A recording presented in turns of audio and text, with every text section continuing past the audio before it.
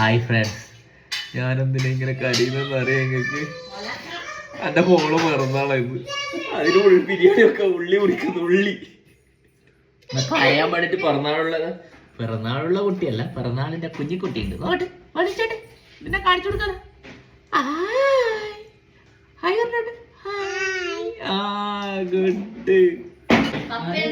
ഇതാ നമ്മളുടെ പിറന്നാൾ കുട്ടീനെ കണ്ടു. തിരക്ക് പിടിച്ച ബിരിയാണി വെപ്പ് ഇതാ നടന്നുകൊണ്ടിരിക്കുന്നു. ഇതാ അരി ആകുന്നുണ്ട്, അമ്മ അപ്പുറത്തുനിന്ന് ചെമ്മീൻ നുള്ളുന്നുണ്ട്. ഞാനിതാ ഇതെന്താ സാധനം? വെളുത്തുള്ളി തോലളി. ഉള്ളി കട്ട് ചെയ്തു, തക്കാളി കട്ട് ചെയ്തു, ഇഞ്ചി പച്ചമുളക് വെളുത്തുള്ളി എല്ലാം കൂടി ചതച്ച്. അങ്ങനെ ഇന്ന് നമ്മൾ ബിരിയാണി ഉണ്ടാക്കാൻ പഠിക്കുകയാണ്. അടുത്തതായി ഞാൻ ചെയ്യാൻ പോകുന്നത് ഉള്ളി എന്താ പറയുക, ഉള്ളി പൊരിക്കുന്നു. ഇതാ ഇതും അങ്ങനെ അതാ ഒരു റൗണ്ട് ചോറായിട്ടുണ്ട്, ഒരു റൗണ്ട് ചൊറയും ആയിട്ടുണ്ട്. ഇങ്ങനെ പൊരിഞ്ഞോണ്ടിരിക്കുന്നുണ്ട്. വീട് നീളും പൊരിയുന്നുണ്ട്. ഇങ്ങനെ ചൊറയിൽ ഇടക്കിടക്ക് ഉണ്ടാവും. അതങ്ങനെ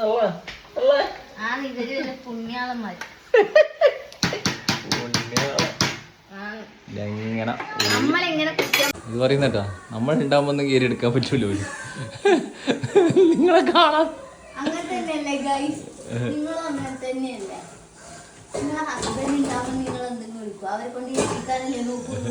ഭയങ്കര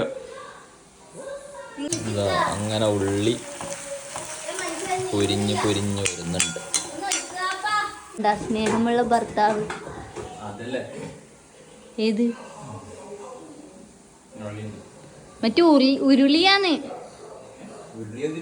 അങ്ങനെ നമ്മൾ ഉള്ളിയെല്ലാം പൊരിച്ചു കഴിഞ്ഞു. ഇനി മസാല, ചിക്കൻ്റെ മസാല ആക്കണം. ഓക്കെ, നമ്മളെ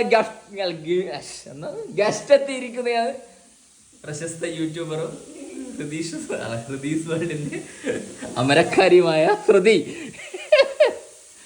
മോള് പിറന്നാളായോണ്ട് എൻ്റെ ഓള് വിഷമിക്കണ്ടെന്ന് വെച്ചിട്ടാണ് ഞാൻ എൻ്റെ പണിയും ലീവാക്കിയിട്ട് ഞാൻ ബിരിയാണി വെക്കാൻ വന്നു.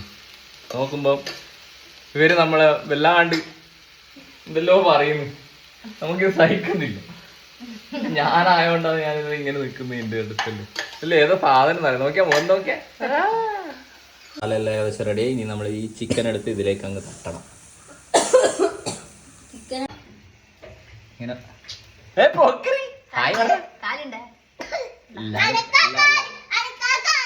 കാലം തരില്ല. അങ്ങനെ ചുമക്കുന്ന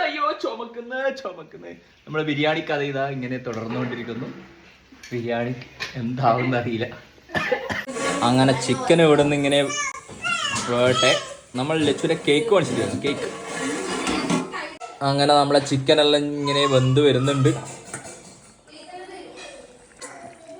അങ്ങനെ നമ്മുടെ മസാല റെഡി ആയിട്ടുണ്ട്.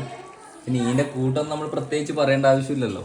എന്താ വെച്ച് കഴിഞ്ഞാൽ യൂട്യൂബിൽ അത്രപ്പാട് ബിരിയാണി റെസിപ്പി ഉള്ളു അല്ലേ. അതെ, അത് വേണ്ട.